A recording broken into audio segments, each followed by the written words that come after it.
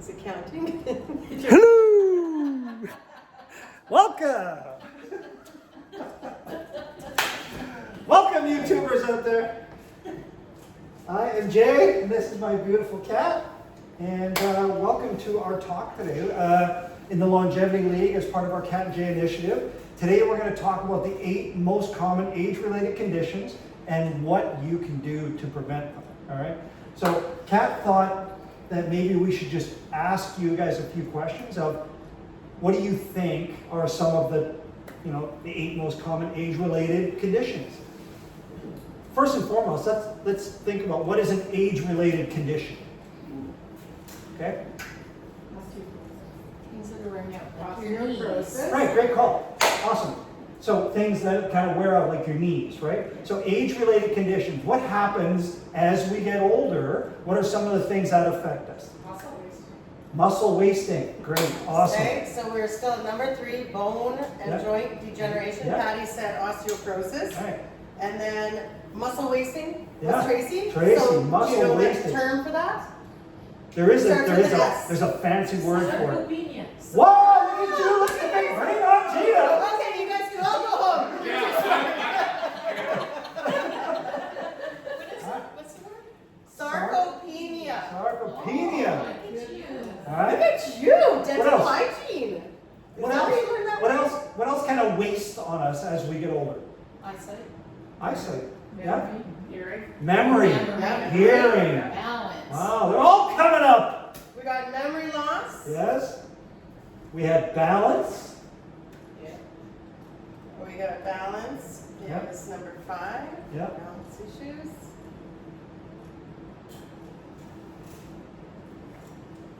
Do you want me to lock it or? What else? We got a few more. We got Is a, arthritis and the bone degeneration? arthritis, bone degeneration. Goes in It there. kind of fits in the same. Arthritis kind of falls into that category for sure. Okay. So far, What's Mobility, is that in there kind of? what about hold on, time out. I'll give you a hint. Heart attack. Right?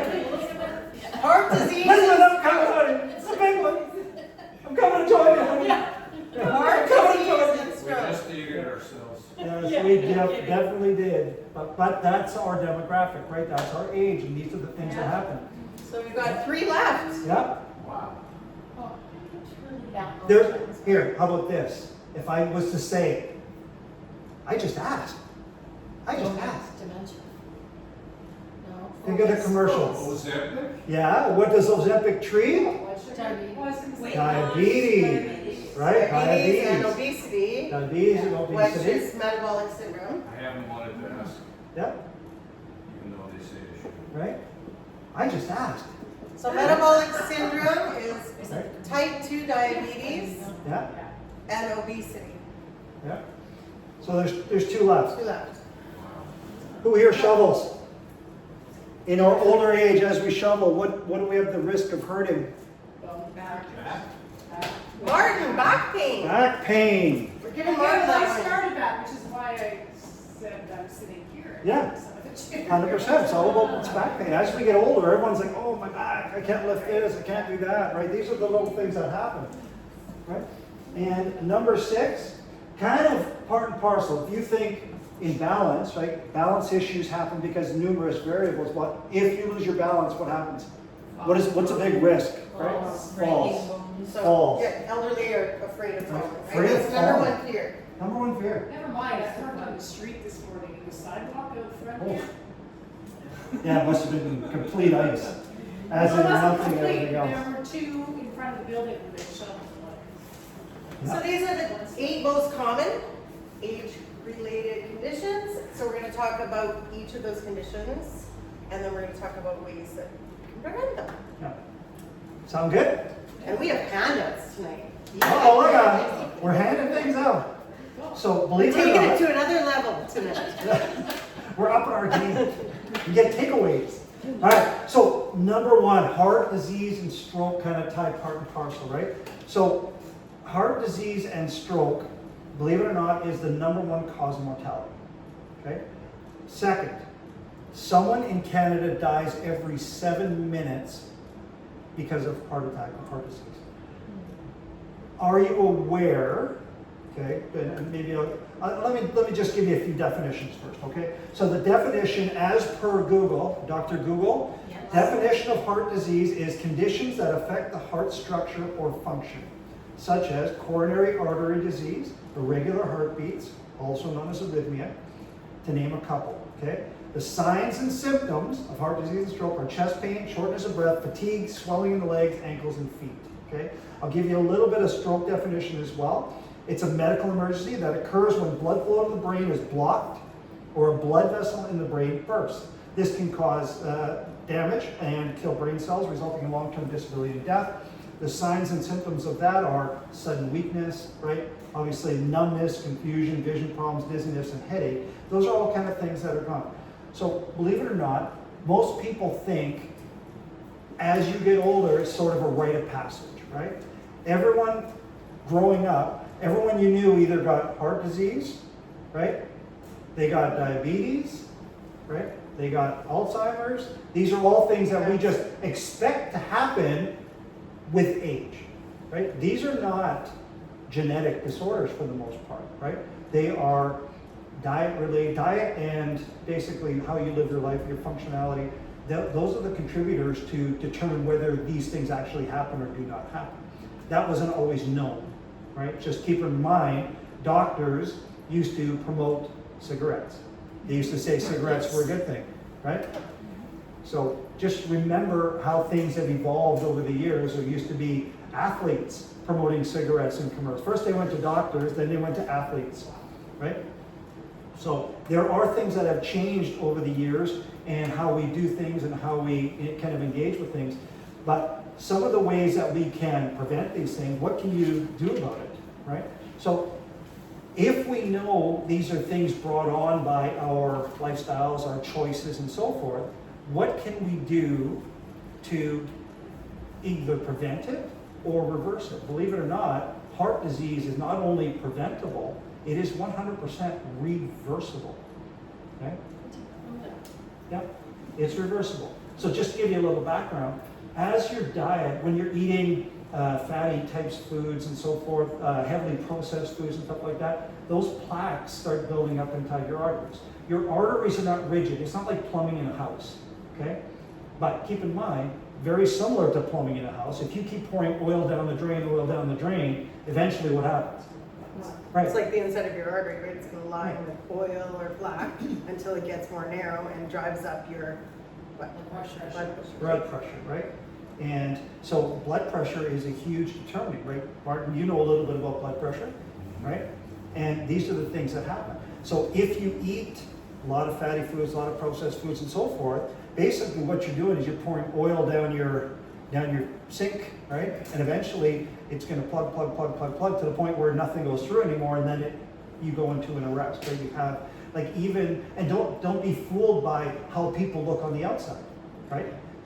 How many times have you heard, oh, he was really fit. He used to run marathons. She used to do this. She was a weight trainer. She was a professional hockey player. But they all drop dead of heart disease or heart attacks because it doesn't matter how thin you are on the outside. It only matters about your internal plumbing and your arteries, because you might be really lean from all the activities you do, but if you're constantly putting the plaque-causing agents into your bloodstream that clog up your arteries, eventually those shut off. And then you're not getting the proper blood flow, and that puts a lot of stress on everything. Like, for example, Catherine's dad, Roy, right? You'd look at him as a model 83-year-old, very thin, very fit, very this, very that, right? Next thing you know, he's having chest pains at a workout. He goes in, how many stents did he have put in? 5 stents. 5 stents. Playing pickleball last March. Right.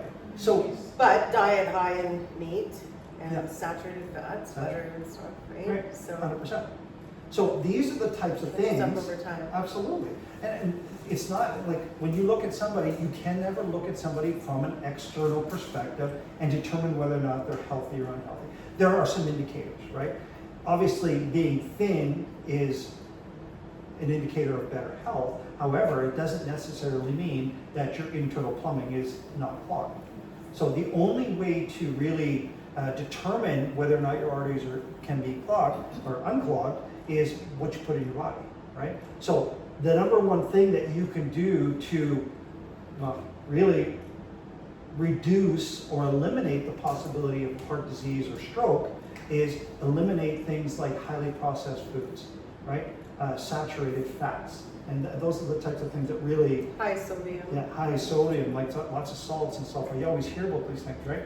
But the highly processing more than anything. You really want to stick to almost like a heart healthy diet, like whole plant foods, right? Does anybody know what a whole food is? Yes, like one ingredient. One ingredient or a limited amount of Yeah. ingredients, like things that are not heavily processed or Right. limited processing as part of it, right? So as close to the natural state as it could possibly be. Those are the things that you're going to put in your body. And free from, obviously additions, artificial additives and so forth like that make a huge difference. So things like fresh fruits, fresh vegetables, natural state things. Whole grains are huge, right? You're going to hear a lot of, everyone here has social media, and you're going to, for every good thing you hear, you're going to hear contradicting things. And there are a million contradicting things. The people that I choose to listen to aren't paid off by any big industry. There's no big money in, like, because I'm a plant-based eater. There's no money in big broccoli. There's no money in big carrot, celery, okay? So they're not heavily funded in that Yeah, Or direction. big pharma or dairy funded, yeah. Right. So if you look at any, and I'm not going to go off on a tangent of what you should or should not do. We're just providing you the information. You make the choices that you want. But anything that is written in the industry that makes milk healthy or eggs healthy or beef healthy or chicken healthy is all backed and funded and written by those industries. Okay? There are no medical journals that write to state these things. These are all funded by these different backgrounds. Okay? People are making the money. Yeah, 100%. So nuts, beans, and so forth. And even things like fish, shellfish, and eggs, right? They're very close to natural state. And I can't go one way or the other to state. I've heard so many things regarding eggs. I know that the cholesterol in eggs can be an issue, but the protein in egg is also decent. I think when it comes to any kind of non-plant-based thing, you have to be very moderation-based when it comes to that, right? Eating 6 eggs every morning, I don't think is going to do well for your cholesterol, right? And I think that's been proven over and over and over again. So these are the types of things. I have introduced into kind of my diet, I do eat seafood and I do have the occasional egg. If I was to guess, I would say I eat maybe 6 eggs in a month at most. So it's limited amounts. So little things that you can do.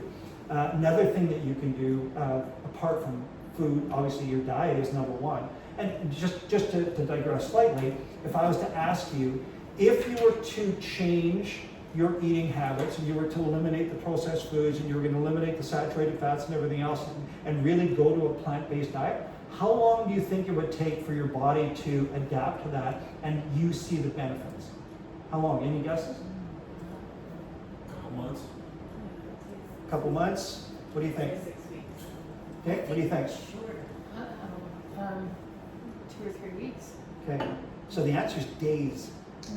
Yeah, within 1 to 2 days, your body will see a natural thing, natural change. It really is almost instantaneously. Anybody that's ever shifted from a very saturated fat, processed food diet to a whole food plant-based diet, you feel the difference down near Just the fiber immediately. alone in terms of regularity, Yeah. energy, yeah. Yeah, how you sleep, how you think, how you concentrate, how your brain works, your attitude, your mood, everything changes very rapidly. Okay? It's almost like we talked about the clogged sink part. This is like Drano. Okay? It literally fixes things very, very quickly. Okay? And the more you stick with it, and no one here is preaching go to a whole food plant-based diet, although that is the overwhelming proof in it seems like even the Canadian food dietitian guides now are really pushing a whole food plant-based diet because they're starting to recognize it. Do you realize? Especially for cancer reduction. 100% cancer reduction, everything else. And it is a proven fact. Everyone is born with cancer cells. Okay? Everyone has a certain cancer cell based on your genetics and so forth. And your cancer cells will either shrink, stay at bay, or they will grow depending on what you put in your body and what you feed those cells. Okay? So if you're feeding things into your body that particular cancer cell likes, it's going to grow and multiply. And like these are the things that cause things to grow and multiply and change and affect and basically take hold of you versus keeping them at bay. Okay? So I have histories of different types of cancers, and I've chosen to shift my eating habits to reflect and protect me from these things. So some of the other things that you can do here, the obvious things obviously are eliminate smoking, or at least reduce it whatever you can. If you're a diehard smoker, I'm not going to tell you quit cold turkey, because I know it's very hard because of the Does anyone addictive- smoke in here? No. Yeah. No. Does anyone smoke anymore, really? I don't see any smokers. A handful. Yeah. Used to have way more 30 Yeah. years ago. Yeah. Friends Now, that smoke. very few. I'm just thinking of my Yeah. patients just Oh, in okay. general. Yeah. Yeah, very few. Do we know anyone in our circle that smokes? Not really. So I can tell you though, that if you think about smoking, okay, you think about the evolution of smoking. It went from everybody smoked. Right. You were completely uncool if you 60s, didn't 70s, smoke. yeah. Okay? Yeah. Like my mom, there's a picture of her with a smoke in her hand in the hospital with Yeah. me. Yeah. Okay?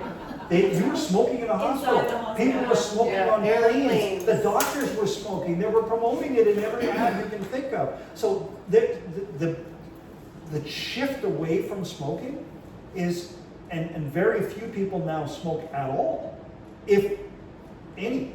And even how the government regulates things, they can't even show the cover of a cigarette box in any grocery store or convenience store. They're behind locked things, and you have to go in there and ask by name, and then they'll ask you, is this what you want?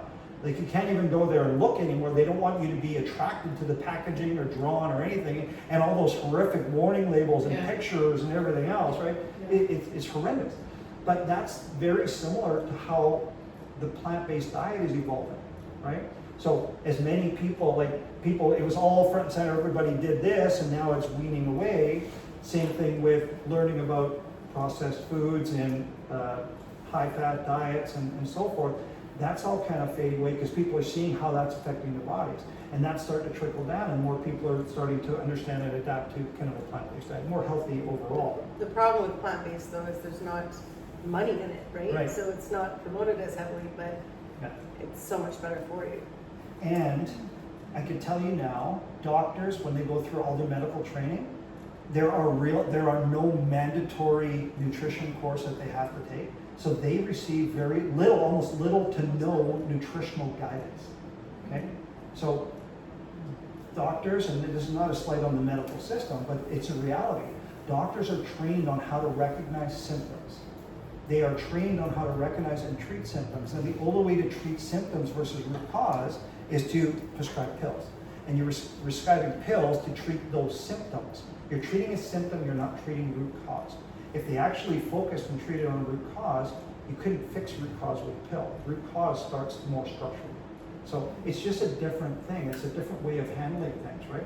So heart disease is curable by changing your diet. It is 100% proven changing what you put in your body and what you eat does directly change and impact how your body metabolizes foods, how it processes, how clean your internal pipes are to promote proper blood flow, less swelling, and the more your blood flows, the more energized you are, the more engaged you are, the more your better thought process are.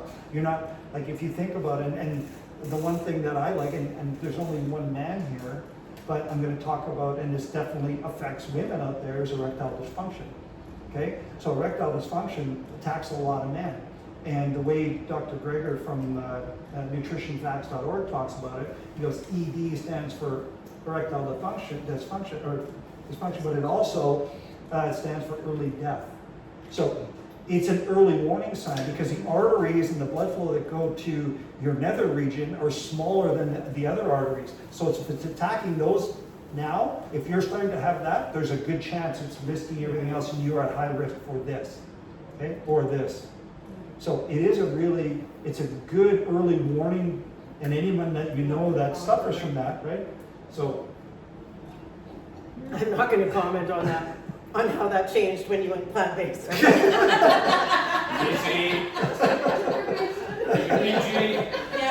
La, la, la, la. So things here, and just keep it on the rails without going too crazy, right? So eliminate, obviously, processed and high sodium foods is one thing.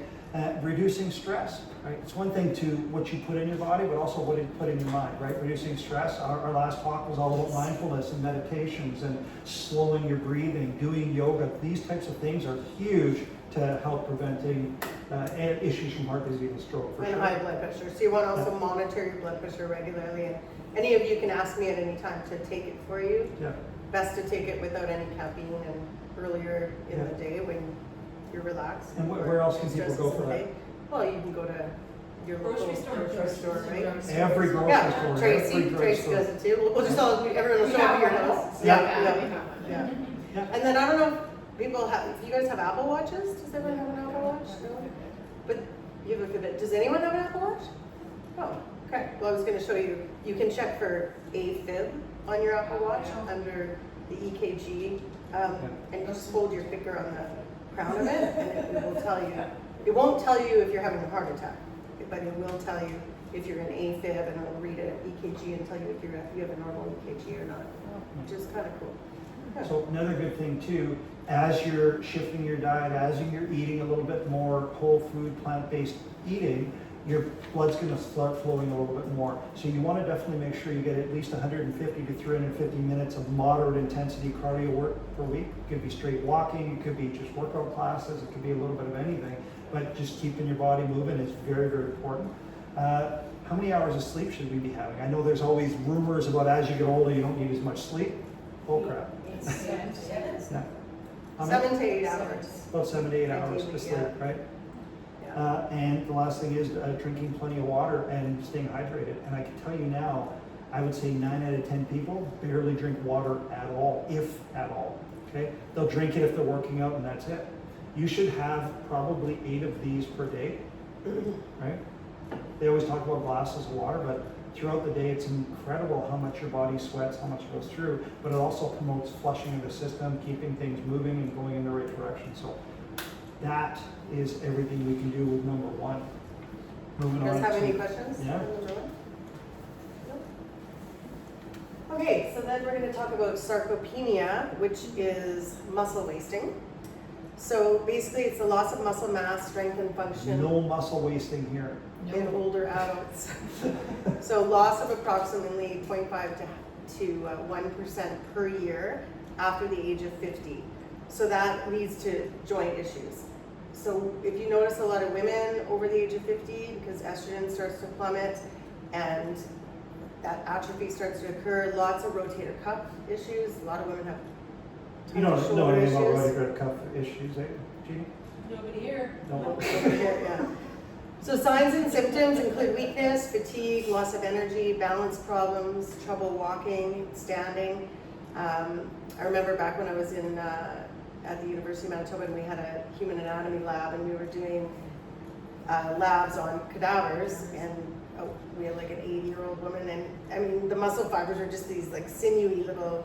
So you can see sarcopenia versus like a 30-year-old man where the muscle fibers were a lot denser. Just the muscle wasting really occurs. So it's so important to keep on strength training, and you can start at 90, you can start at any age. The sooner you start, obviously, the better. So that is Which you guys have already done. which so is awesome. kudos And to that's you. why pretty much all of our classes, aside from the recovery classes, have weights in them, and we're always encouraging you to lift heavier weights as long as you're maintaining the correct form. Because women don't have testosterone or very minimal testosterone unless you're on hormone replacement therapy to get bulky. Like when they, I don't want to get bulky, you're not going to get bulky. But you want to be lifting heavier for your bones and for reducing that muscle wasting. So resistance training for sure, 2 to 3 times a week, 45 minutes or so per session. And then protein intake to give the ability for your muscles to have that hypertrophy or growth. So how much protein do you think you need? How many grams of protein a day? Because everything you hear in the news is gotta have protein. Isn't it a percentage Pardon of me? your body weight or something? 18 grams? No, quite a bit more than that. You need, Now, Jane's on the right track. It's X amount of grams per Percentage body of your weight, body right? weight. yeah, so it's 1 to 2, closer to 2 grams per kilogram of your body weight. So if you're a 150-pound woman, for instance, you would need 136 grams of protein a day. And if you look at how much protein that is, you're eating, so you need to prioritize protein over anything. Women over 50 especially, high protein diets, lower carb, especially refined carbs, lots of veggies, lower glycemic berries, so less on the bananas that are higher glycemic, more on like strawberries, blueberries, blackberries, that aren't gonna spike your insulin, but definitely high protein, so 1 to 2 grams per kilogram of body weight. So you can do trackers, put in Carb Manager, there's MyFitnessPal trackers that you can use to monitor that. So to prevent the sarcopenia, higher protein diet, lifting heavier weights, big one. Adequate sleep for rest and repair, and you need to have recovery days. So you don't want to be coming here 7 days a week. Like you want to have, as much as we love to see you, 1 to 2 days for sure, just of rest. And active rest could be like a yoga, or it could be going for a walk. Okay? Do you understand, Kat mentioned hypertrophy? That's the building of muscle. So as you're doing your workouts, right, there's a term called progressive overload. And one thing I always like to see, we always talk about in our classes, is don't just default, you see an exercise and you know, okay, well this is a 15-pounder. And every week for 6 weeks in a row, you keep going for the 15-pounder. Because what's happening, your muscle, you're not going to stimulate your muscle, you're not going to do that progressive overload. You want to try and go up a little bit. So grab a 17 and a half, Yeah. start your set with that. If you do 2, fine, then Yeah. go to your 15. Right, drop down. But try to get yourself bumping up. Because muscle, if your goal is fat loss, muscle is what you want to be putting on, because muscle, to get us out of here right now, if a fire alarm went off, it's not your fat that's getting you out the door. Muscle is metabolically active. So just sitting here right now, if you have more muscle, you're burning more calories at rest. So you can eat more when you have more muscle, right? So you see bodybuilders that consume 2,000 to 4,000 calories a day because they're constantly burning energy, because they have that metabolically active tissue, which fat isn't, muscle is, right? So that's the difference. So you don't want to be afraid of putting on muscle, and you're not going to get bulky at all. I don't think I look bulky. So you know when, yeah, you're right. You know when you do your workouts and you have that soreness the next day, you're tearing slight micro tears in your muscle fibers, right? And then having the rest, as Kat introduced, like make sure you're not coming 7 days a week. You're having those days. That's why we do classes. My classes are Tuesday, Thursday, Saturday. You have that 24-hour rest in between. That allows those little micro tears in your muscle to heal. And as they heal, that's what gives you a little bit more muscle. It just builds it, builds it, builds it. That's what's happening. So with sarcopenia and aging, when people don't do weights, so that's going to affect, and you probably maybe had a grandma or great grandma who can't carry their groceries anymore. They can't get in or out of the vehicle on their own without being, helped by somebody putting them in. Getting up off the ground if they fall. So you want to have the ability to do all of those things. That's why, like for instance, in our senior fit classes, we do a lot of get-ups. We do a lot of like kneeling down and standing up without holding on to anything. So things that are going to be activities of daily living that are functional, as we age, right? Because I think we shift from maybe wanting a bikini body back in the day to now you want to just live healthy, right? If you want to be able to do all the things, lift your grandkids, be able to go hiking or go on trips, and like Gina just went to St. Lucia and did a hike, and Jay and I did this crazy hike in Mexico, to be able to do all those things and not be afraid, right? So that's sort of where we're at, or we think you would want to be at as you age. Most people do. And then supplements to help prevent the sarcopenia, also with the weight training and the sleep, or vitamin D and calcium. You want to be, especially in our climate, like when in the winter time when it's not as sunny, it's a little bit overcast and so forth, the vitamin D supplement is definitely a benefit. All right, moving on, number 3. We took half an hour to do 2, so we got 30 minutes faster. more to do 6. So no problem. We'll knock these all out 5 minutes per. Okay, you ready? Buckle your seatbelts. All right, so the next one is number 3, bone and joint degeneration. So things like osteopenia and osteoporosis, okay? Definition: A bone disease that develops when bone mineral density and bone mass decreases, or when the structure and the strength of the bone changes. This can lead to a decrease in bone strength that can increase risk of fractures. And who do you think is most at risk for osteopenia or osteoporosis? Women at what stage of their life? Postmenopausal women. Yeah. Why do you think that is? What is there a decrease in? Estrogen. Decrease in estrogen, right? Yeah. So decrease in estrogen is a decrease in bone density. So super important for women over 50 to be doing strength training. More important than any cardio or anything, prioritize strength training. Yep, 100%. So strength training is great, and healthy eating, right? Adding things, there's two ways to do it. Obviously, everyone talks about, when you're talking about bones, what's the first thing you think of? What kind of mineral? Calcium, right? And if I was to say, where do you get calcium from? What's the number one answer? Survey says milk, right? Okay, so there are other ways to get calcium, and I just listed a few down here, okay? So a cup of kale, 1 cup of kale, whether it's cooked or uncooked, is 177 milligrams. You should have 1,000 to 1,200 milligrams of calcium a day. And also to help digest calcium, or help it do it, right? Vitamin D helps with calcium absorption. So you want to make sure that if you aren't in the sun a lot, make sure you're taking a vitamin D supplement, because it does help with that calcium absorption into your body. And bok choy, broccoli, 43 milligrams of broccoli, like in a cup. Think about how much a cup, right? Who eats 1 cup of broccoli? Like I'll sit at work with a little thing of hummus, and I'll eat probably half a bag of broccoli, no problem. So getting a lot of calcium from broccoli is huge, without drinking any dairy milk whatsoever. Little things like turnip greens, oranges. Believe it or not, 1 orange has 65 milligrams of calcium. And no one ever would associate an orange with calcium, okay?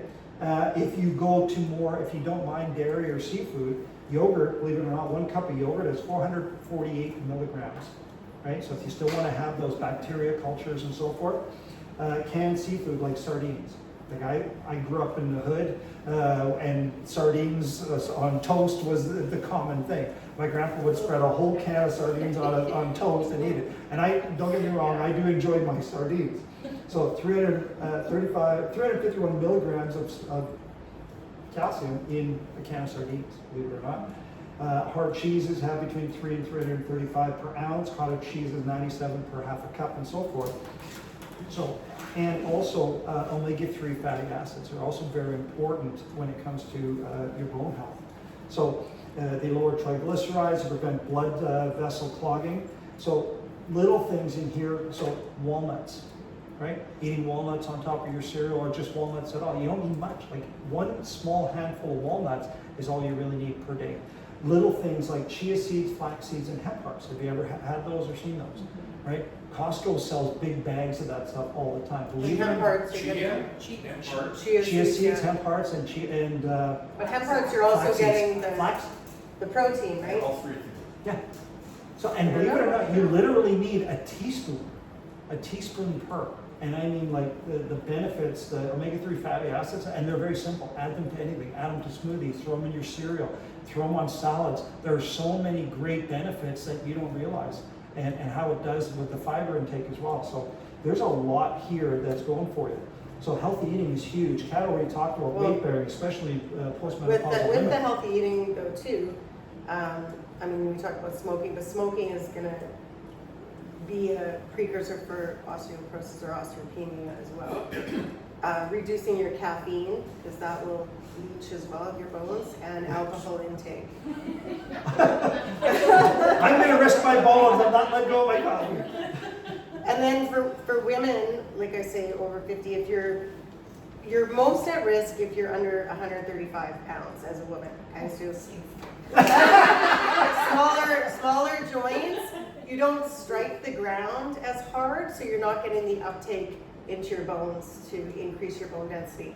So a lot of strategies for women that I use when I'm in personal training, women that are osteopenic or osteoporotic and of a lower weight, small joints, we wear a weighted vest. So we'll do incline walking, taking longer strides, so they're hitting the ground harder. We do a lot of jump training, and that's why we do a lot of jumping even in the classes too. But I have probably 3 women I work with that are osteoporotic, and we do like long jumps, we do TRX jumps, we do skipping for a couple minutes, but they're wearing a weighted vest while they're doing it. And they have seen improvements in their bone density, gone to body measure, and you know, they may have been osteopenic, and then they go back into the healthy range, or osteoporotic, and then they're into osteopenia. So it definitely can be reversible through those things. Also hormone replacement therapy, getting back on estrogen if you're still in that sort of under 60 range, it's not too late to get on it, and it's safe for you to do so if you see your doctor. Getting back on estrogen is going to help your bones too.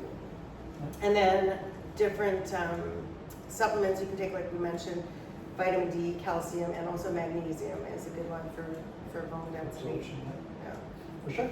Well, I kind of heard that magnesium helps the absorption of vitamin D. Yes, You 100%. get vitamin D without magnesium. Yeah. Yeah, it's kind of a 3-way thing, and there's been more studies recently that vitamin K as well. So vitamin K, vitamin D, and magnesium, and the 3 of those work very well together. Believe it or not, Costco sells a combo of vitamin K, vitamin D in one pill, and then you take your magnesium with it as well. So How much D? Wow, because I know like, Yeah. you know, they sell the magnesium, D, and calcium, but that's like tiny doses. yeah, A lot of, for postmenopausal women, they're recommending like upwards of 4,000 At least 2,000. IUs of vitamin D a day. Yeah, so it's quite a bit. Yeah. Which magnesium do you guys recommend? Because there's a few. yeah. types. There's bicyclovir, there's citrate, Citrate. there's all. I Do you personally, have a, yeah, I use citrate. okay, so that's Yeah. what I'm using. Hang on, let me check now. I'll look into my. I'll let Kat keep going here. Okay, so I'll go on to number, we had number 4, Number 4. metabolic syndrome. So again, type 2 diabetes and obesity.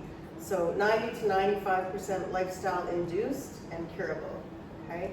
So type 2 diabetes definition would be a chronic condition where the body doesn't use insulin properly, causing blood sugar levels to become too high because the body can't effectively remove glucose from the bloodstream into the cells for energy. Okay, so that bloodstream stays high, the glucose in the bloodstream stays high. So another strategy for reducing or eliminating, moving out of type 2 diabetes, I should say, is not snacking throughout the day. So you're not having those spikes in insulin, you're eating higher protein-based meals, lower refined carbohydrates, lots of veggies, and the more protein you eat in a meal, the more satiety you're gonna have, the longer you're gonna feel full. So you may only need 2 meals a day that are really high in protein and veggies, but you're not gonna feel like snacking because you're not having those sugar highs and lows throughout the day, right? You probably noticed like just that 28-day transformation. Did you lose your sugar cravings throughout that? Or were you still Yeah, craving? I don't Yeah. have sugar cravings. Yeah. I just saw. Okay, Salt. but being off of Yeah. eating more structured and feeling fuller longer Yeah. is going to reduce those cravings. Yeah. So what you can do to prevent both of these would be healthy eating, so whole foods, plant-based diet, higher protein. I mentioned a couple of meals a day, and then 150 minutes of aerobics exercise per week with moderate intensity. Okay, and again, you can add a weighted vest if you're at risk for osteoporosis or osteopenia. 2 to 3 times a week strength training to help regulate blood sugar. 2 to 3 meals a day, decrease snacking like I mentioned, decrease sugar, increase your fiber intake because that's going to help improve your insulin sensitivity. So give them some examples of some high fiber nuts and seeds and Yeah, and broccoli. I kind of go through a whole gamut. My snacks during the day are either carrots and hummus, there's broccoli, I'll do a smoothie with a handful of spinach, handful of broccoli, carrots, I'll put peppers in there, and then I add a plant-based protein. I throw in my handful of berries, because berries have the seeds in it and everything else, which help with basically the fiber intake through all of it. And then you top it off with some plant milk, right? So the berries give you that smoothie effect because the ground up berries are almost like putting ice cream in it. And because if you do actually grind up frozen fruit, it does make it makes ice cream. So which is unbelievable. So those are the types of things I do, and then I'll supplement. Like Kat sees me every day. I'm notorious for I have a little bowl about this big, and I fill it full of nuts, and it's a mixed bag. Costco sells the salted and unsalted nuts. I don't eat salt. I add no salt to anything, so I have absolutely no problem buying salted nuts. So if that's the only little bit of salt that I get throughout the day, that's my craving, and it works for me. And there's such a combination of nuts in there. There's like cashews and walnuts, Brazil nuts. Brazil nuts have the selenium in it, and it's amazing that listening to one of the books is that eating 4 walnuts per month, Brazil nuts per month can reduce the risk of heart disease. So it's amazing the amount of selenium in there, that how it affects your body and your blood. So it's just tremendous. And we talked about this, right? About the 90 to 95% lifestyle induced, right? Why do you think Ozempic is so huge right now? The standard American diet, the Canadian food plan is the reason it's standard American diet is SAD, which spells sad. It's a very sad diet, and it's highly rated and influenced by external, like money-making areas, right? So it is reversible. People are eating worse than they ever have. There's so many more obese people in the world today. Like, seriously, go to a mall and sit there and just do a little tick box of your version of what you think fit is or healthy, and your version of what you think obese is. And I'm telling you, it'll be about 10 to 1 of how many obese people you see versus fit people. Because everything's about speed, time, convenience, and there's nothing convenient about cooking your own meals, right? And people sit a lot more. A lot of people and are on their sitting. phones Yeah, constantly you don't have to scrolling. go to find things. Everything's right there. You don't have to go and buy something. You have to actually leave the house to go to a store. You don't have to leave to go get something. You can dial up everything to get delivered to your house, including fast food and Slurpees and everything else, right? So you don't even have to move. So you're perpetuating that negative impact on your body, because not only are you eating worse, but you're not even moving to go get it. Okay? So these are the sad things about our society right now. So if you have the awareness, you can make the changes. Okay? Moving on to balance issues, right?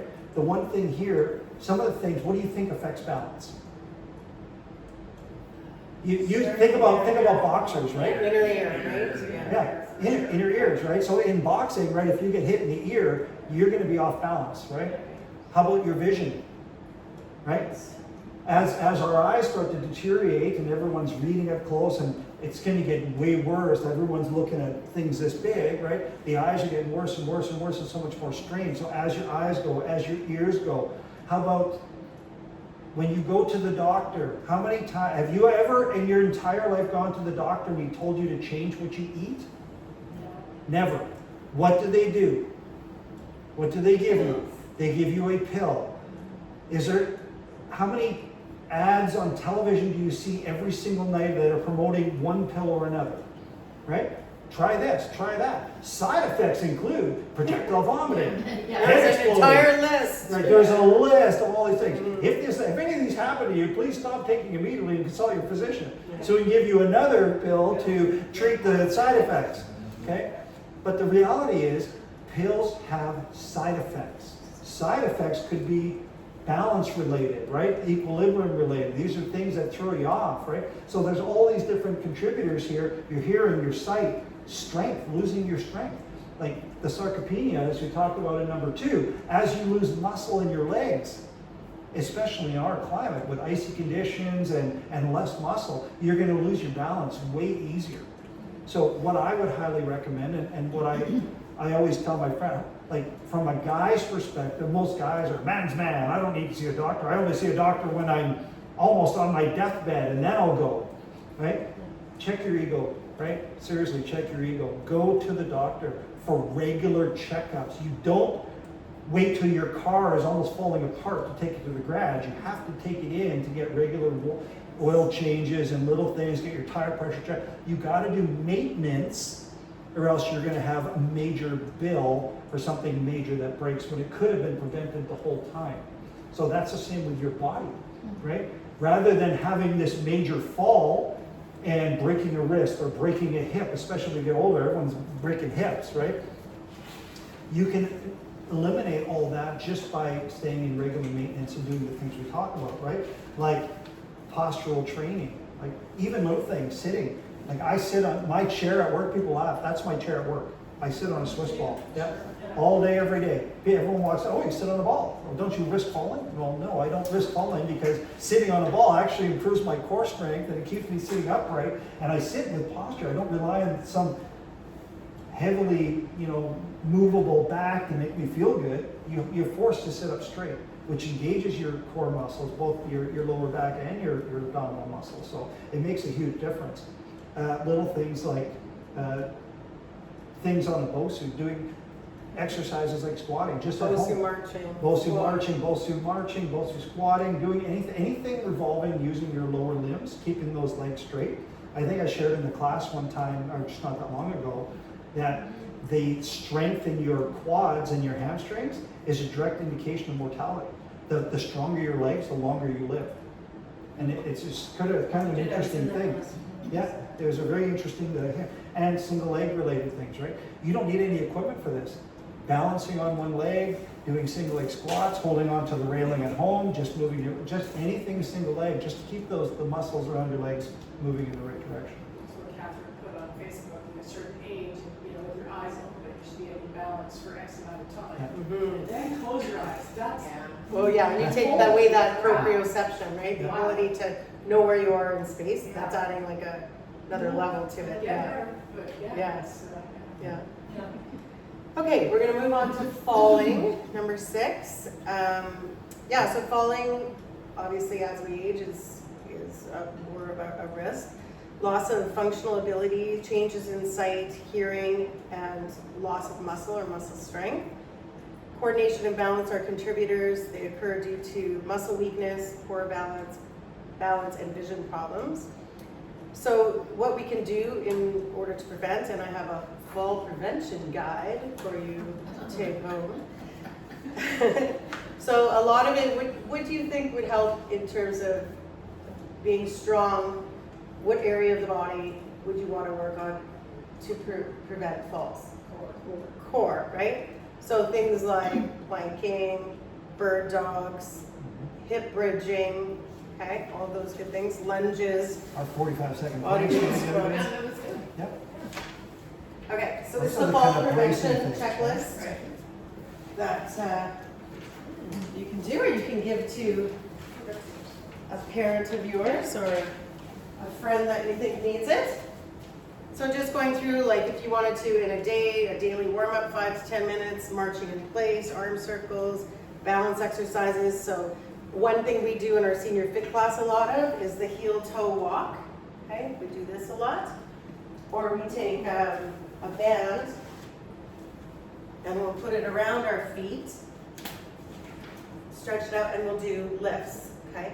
So I talk a lot about dorsiflexion. So dorsiflexion is the ability to lift your toes up towards your shin. Because as we get older, we're not strengthening through our shins, we become what? Shufflers. We don't want to be shufflers, right? We want to be able to lift our toes up when we're walking. Because often when people shuffle on our sidewalks, if there's like little ridges, have you ever caught yourself and then going down? So when you're looking at like your eyesight may be poor, you're not seeing that little lip, and then your dorsiflexion, you're not able to lift your toes as high, you're going to go down and fall a lot easier because you may have sarcopenia, you may not be working out at Blue Sky Fitness every day and getting stronger. So yeah, so dorsiflexion is something you can work on at home, doing those heel-toe walks, and making sure you have proper footwear as well if you are going out for walks, getting regular vision and hearing checks too to help prevent falls. And then we'll go to number 7, All right. memory loss. Memory loss and what was I going to talk about? Right. So there are a lot of things that impact memory. Right. Obviously, there's some brain trauma related things. Obviously, there's so many people in sports and just in general. Anytime you've ever fallen as a kid, banged your head, and so forth, there is always a little bit of trauma you're going to have. Everyone in here at one point in time has whacked their head probably pretty good. Some got paid to do it. some didn't, right? So it's one of those things where as you recognize that, and the one thing that what kind of took me down the rabbit hole of investigating into my own health was having memory issues, right? I was starting to have memory issues where I'd be sitting in a room like this with my family being like, I know who you are, I know you're my cousin, but I can't really pull your name up right now. And that was happening, and it was terrifying. Absolutely terrifying to have that, to be in your early 50s, be like, I can't even remember my cousin's name, who I've grown up with and spent almost like a sibling, can't remember their name, right? It's the horrible. Is that because you hadn't seen them in a while? No, I see them all the time, in a regular basis, and we spend a lot of time together. It's just one of those, you just can't pull that name up, and it's very scary. So I started doing some investigation into this. This is where I started listening to books and doing all these different things, and this is what led me down the rabbit hole. And one of the very first books I listened to was called How Not to Die, right? And in that book of How Not to Die, it's how not to die from cancer, how not to die from heart disease, and how not to die from Alzheimer's and dementia. There's all different things in there, and almost every single thing that he talks about in these books is all about eating a whole food, plant-based diet, and how much better your body functions on natural foods versus all the chemicals and the stuff you're putting into your body, right? So, and he's the one that always says no one gets rid, like big broccoli does not exist, okay? Like these big, there's no money to advertise all these things. And all the industries out there, if they can figure out to take the power of all these things, like for example, who here has seen curcumin, right? Pills, right? Do you know what curcumin is? Spice, yeah. Right, curcumin is the root spice in turmeric. Yeah. So turmeric is good for joint issues, right? But do you realize that you don't need to buy these capsules or pills for $30, $40 when you can buy $1 worth of turmeric in the bulk bin spice thing, and if you add 1/4 teaspoon to anything you eat, you're getting the exact same benefits. Now, curcumin in turmeric is activated with black pepper. So if you were to, everything you do, if you have cereal in the morning, soup, anything you have, 1/4 teaspoon of turmeric, a little bit of black pepper, you're getting the exact same benefit of someone selling you a fancy capsule for pennies. Pennies. So everyone's trying to figure out this magic pill to make a lot of money. They're not worried about your health, they're worried about making money. So there are very basic things that you can do for pennies that is all based on what you put in your body. All these benefits of eating a whole food plant-based lifestyle, okay? So some of the things that also help with that are 150 to 200 minutes of aerobic activity. Keeping the oxygen flowing, keeping the body moving, everything else is huge. Brain gymnastics, right? So when you're doing, and if you, any of my warm-ups, it's things like exercises where your limbs cross your body, right? Those are the types of things that help with memory and cognitive function. If you can get your body, like when I'm doing, right, you see my warm-up, right? Jumping jacks, right? And then I cross my feet and I cross my arms at the same time. I do watch people to see if they can do it. Some can, some can't. But those benefits, right? Those that neuromuscular coordination, right? You have to fire in order to get your cognitive self to recognize and get your limbs to do what your mind wants them to do, right? It's that dexterity that you're trying to tap into. And same with the skiers and everything else. All those different things I do for that reason. So yes, it warms up your muscles, but it's brain gymnastics. It's getting you to think and get your body to move in the right direction. Sometimes in our senior fit circuit classes, have you been in one where we do like 5 words? And we'll put 5 words on the board, and it could be whatever, berries, bananas, donut, bathtub, cookie. And then we erase them, and then we ask people at the end of the class who has remembered them. And some will have made a story out of it, but it's usually only 2, maybe 3 out of 10 or 12 that will remember it. Yep. But it is a good cognitive exercise that we For should sure. try to do. More Yeah. than you were bang on when we had that other girl, the other girl, the older. Debbie? Debbie. Yeah. She did that, and you were right bang on with it. You got do you remember that? No. She did, I can't remember what she did, but. Oh, that was she a had- class in the evening? Yeah, and she had it Covering on for the board Jason, and she yeah. reversed it and you looked at it and then before you left, you said it. I wrong. probably Perfectly. created some sort of Acronym or something, yeah. story or, Yeah. which is great. But other little things, right? People, the Winnipeg Social, Manitoba Social is still pretty big, right? Right. Things like line dances, right? Think about that. Line dance is choreography.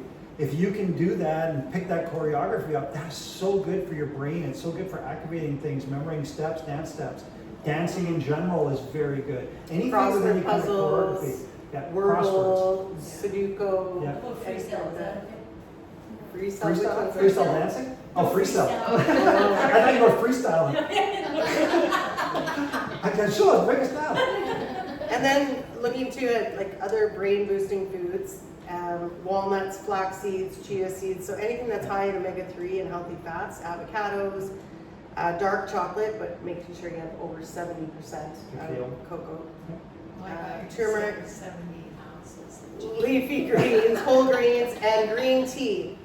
And another handout, Yeah. because it's your lucky night, we have a brain boosting plant-based meal plan. So my snack in the afternoon at work, I'll make green tea and a handful of pistachios. So I have pistachios and green tea every afternoon. That's another great brain booster, good for a lot of I would positive like things. you to just make those snacks and have them ready. Honestly, it sounds so good. It's easy, but it's just. But it's easy and it's simple. Yeah, it's not, you don't have to overly complicate things, and believe it or not, you don't need tons of them. I eat probably 6-7 meals a day, and they can be small meals, right? Like for example, this morning I had granola with pumpkin seeds on top, oat milk. Then I went to work, and as a snack I had carrots and hummus, and then for lunch I had beans on toast. So when we're talking fiber, just a real quick, real easy thing for you to remember, when you're dealing with breads or grains of any kind, if you look on the little index of things, you're going to have total carbohydrates and you're going to have dietary fiber or fiber. Okay, whatever the number of fiber is. So for example, Wonder Bread, just as an example, I think Wonder Bread total carbohydrates is probably, I think it's 37 or 38 grams of carbohydrates, and fiber is 1. So 1 divided into 39 is 39. So what you're looking to do to get the right ratio of fiber, because fiber is the undigested carbohydrates, okay? So which flushes through your body. And everything's about your gut microbiome. I'm going to go off on a slight tangent here. I'll be back in a minute, okay? So everything in your body, you have millions and trillions of microbiome through your body. You are basically you're an ant farm, okay? So you're through your whole body, you have all these different bugs in you that feed on the things that you put in them. So for example, if you eat a donut is high carbohydrate, there's no fiber to a donut. So it's going to start breaking down and dissolve into your bloodstream before it even gets to your stomach. It basically gets absorbed into your body as sugar. You'll get a bit of a rush from the sugar, but there's zero fiber in it. So everything that goes here, nothing hits your stomach, nothing hits your lower intestine, right? Nothing works its way through the body, nothing gets to your colon. So all of those bugs are starving. They got nothing to eat. So it's very important. And things like meat doesn't digest very well. So a lot of times meat will sit in your stomach for a long period of time. So your colon is not getting the bugs that it needs to, or the nutrients that it needs to eat. So having the fiber and making sure that things are flushed through your system so all of those bugs can eat. This is why colon cancer forms, right? When you eat a very high saturated fat meat related diet, your colon doesn't get fed the way it's supposed to. All those bugs down there aren't getting fed, which helps to spark if you happen to have those cancer cells that you're prone to, colon cancer, that's going to help to starve those cells and make the cancer grow. Okay, so it's important to really mix up your stuff. So go back to the bread that is high in fiber. Right, so to go back to fiber talk, so what you're looking for with that is you want a ratio of 5 or less. So let's say, for example, there's 20 total carbohydrates. You want to have at least 4 grams of fiber, so 4 into 20 is 5, right? That's what you want to look for. So things like Silver Hill sprouted breads, some of them, like, they have very high fiber to carbohydrate ratio. Ezekiel breads, spelt breads, all those different things. They're not hard to find, you just gotta look, okay? And don't be fooled with whole wheat bread. Whole wheat, enriched, is not a good word. Maybe in school, if you were enriched, you got extra help, okay? Enriched in bread is not good, okay? Enriched means it's been heavily refined, processed down to nothing. All the fiber that was good is now ground into a dust. So there's no fiber left to help you. So if I can help you, if that's one little piece of advice that you could take, whenever you're looking at breads, flip it over, look at the total carbohydrate and look at the fiber content. And fiber into carbohydrates needs to be a ratio of 5 or less.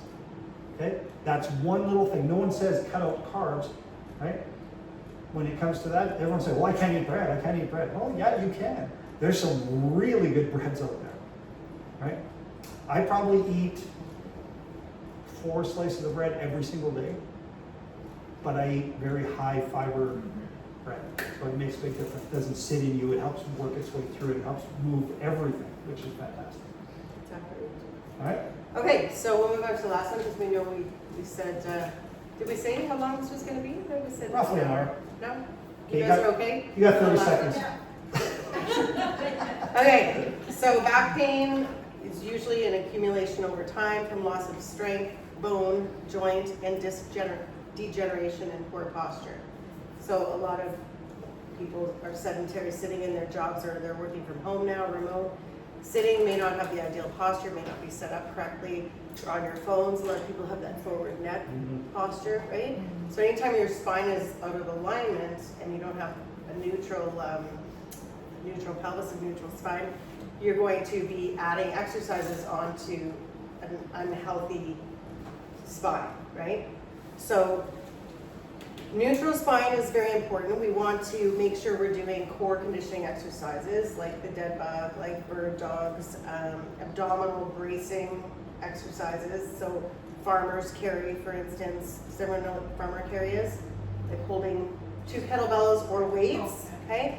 It's also a sign of longevity, grip strength, to be able to walk with kettlebells for a full minute at a time, increasing, should be about half your body weight at least, for a full minute is a good sign of longevity. And you're doing that abdominal bracing while you're there, doing pull-off presses, for instance, planking, side planks, all of those are going to be good ones. Dead bug, glute bridging.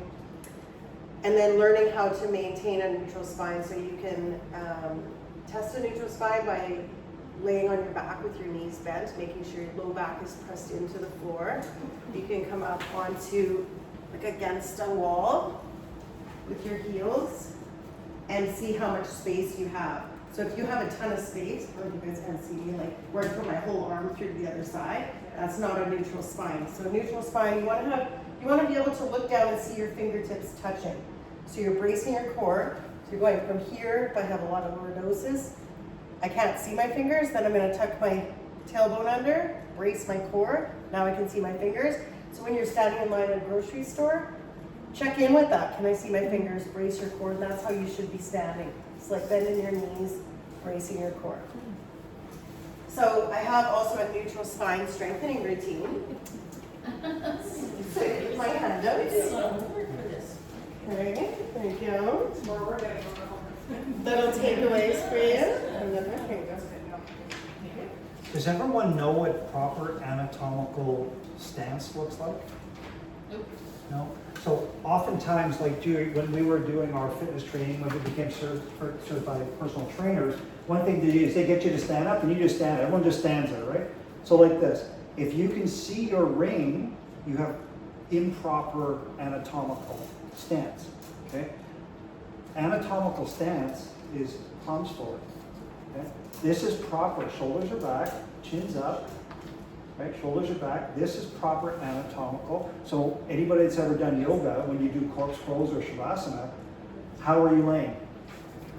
Right? You're on your back, palms are up. That's proper anatomical position. That's how they always put their guys in the muscle That's right. schematics. 100%. Yeah. Because that's proper anatomical position. So it's something to recognize. So if you walk around, anything that's causing, with your shoulders rolling forward, it's causing your hands to go this way, right? So having proper posture, getting your shoulders back, causes your hands and your arms to hang the way they're supposed to.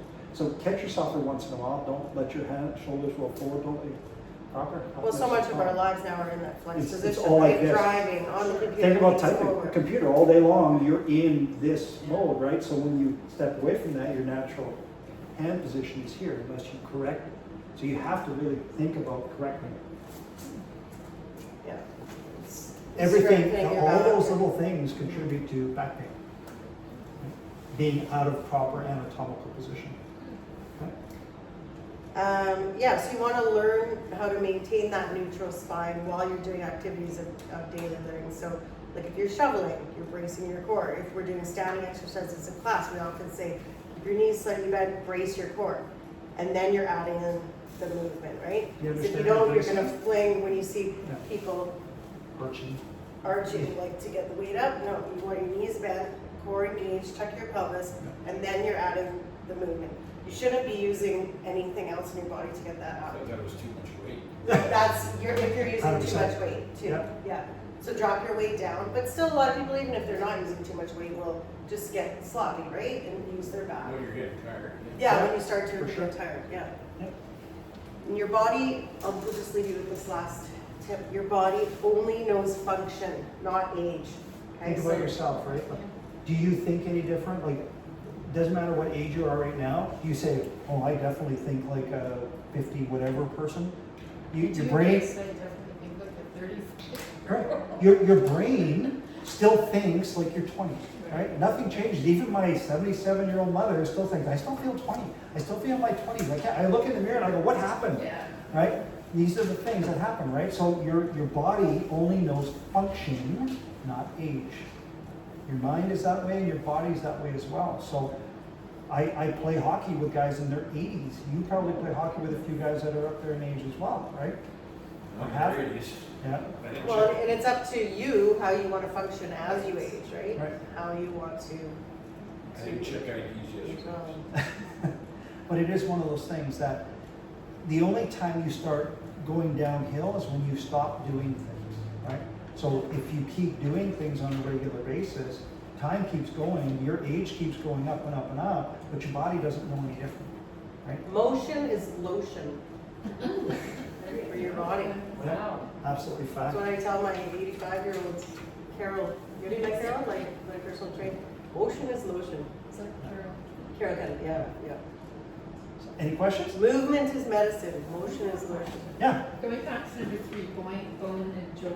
Yeah. When you said that you had clients that you used the weighted Weighted vest vest. and then they were jumping, Yeah. is that good for the bones to be jumping? Yes. Is- so- Because the more impact you have is going to drive, is it osteocytes into your bones, right? So, like the heavier person is going to have less chance of getting osteoporosis. You're a lot more at risk if you're Thin. a small jointed, under 135-pound woman, right? Because you're not striking the ground as hard. Because when you're striking the ground, that's where your bones become more dense. So then a rebounder wouldn't be working as well as on the ground? No. Jumping No. on the ground. No, Yeah. you want that surface jumping, yeah. Yeah. Great question. Anything else? We do have a question, but it's, I've been trying to remember the recipe that I think was in one of the 28-day It transformation. was toast, white beans, and green beans, and avocado. Sprouts, is that what it was? Do you remember? In the 28-day transformation? I don't, yeah. I can look it up, I have it here. Okay. Like, what do you know? I can't find it. I'll find it for you. Because I know it has caffeine, sprouts. Yeah, yeah. And like you can add hemp seeds to smoothies, you can add them to cereal, because those also have the protein, right? Extra protein, yeah. Is that 4 to 5, the rule, our card took 5 or Yeah. does that go for everything, not just bread? Just more your grains. I would stay with bread for sure. You could look into pastas that way as well, Okay. but The more fiber, the better, right? Mine has cellulose in it, so I'm pretty sure it's made of fat. Because they can't eat gluten, so. yeah, awesome. Cocoa beans just closed, eh? So just real quick question, did you learn anything? Anything new that you heard today that you hadn't heard before? Yeah. I didn't know that you could reverse the heart disease thing. Most people think once you get heart disease, well, everyone's supposed to get that. Same with high cholesterol. Oh, it's just a rite of passage. I got high cholesterol because you're supposed to. Once you get a certain age, believe it or not, there's more people on cholesterol medication than not on cholesterol medication, right? Yeah, but it is reversible, 100% I didn't know, I thought reversible. once you were at a point, it stayed there and you could maintain it there. Yeah. Well, but you don't have high cholesterol, it's really like chocolate. Well, you got, your liver can overproduce cholesterol too, could be more congenital, like. His you just cholesterol said. mine is- It's not high cholesterol. He just doesn't have enough good cholesterol, so they're trying to decrease. So your HDLs are low. Really low. Like next to nothing. Okay. Well, exercise will help your HDLs increase too, so. Yeah. It was a good review of a lot of things that you forget. Absolutely, yeah. Yep. So you know how you do your podcasts and listening to stuff? If I do a bit more of that listening, it stays with you, but after a while you forget. And Yeah. you know, so Yeah. you can't retain it and Retain it, yeah. If you don't Repetition is consume good. it all the time. Have a Yeah. reminder, yeah. I have listened to this book probably 7 times, and every time I listen to it, I pull something else out of it. Yeah. So it just good information, overall information, and I love the fact that it's not funded by anybody. It's not. There's no one reaping rewards of it. Every dollar that he gets from the sale of this book, he puts into his. He created. It's called nutritionfacts.org. His website. All the money he gets from his books funds running the website to provide information. He says, no one here has time to look at all the research papers and all the documents out there that tell you what's what. That's what he does. He looks through them all and he publishes them. And he shows you all the studies of reality, okay? So it's phenomenal. So if you get a chance, and it's 100% free, nutritionfacts.org is the website. I highly recommend you tap into it, and every day, if you go on there and you sign up, he'll send you emails every day talking about, hey, did you know this? Did you know that? It's all just really good information. So, and it's free. Yep. Well, thank you all for coming. Sorry we went a little bit longer, but hopefully you got a Thank you. nugget of information. Couple of that you nuggets to didn't take know with you? before, a couple nuggets. Yeah. Awesome. We really appreciate you guys coming out. Thank you so Yeah, much. thank you. Thank you. And we thank you at home in YouTubeville for joining us online, and hopefully you enjoyed that. If you have any questions, don't hesitate to reach out. Bye.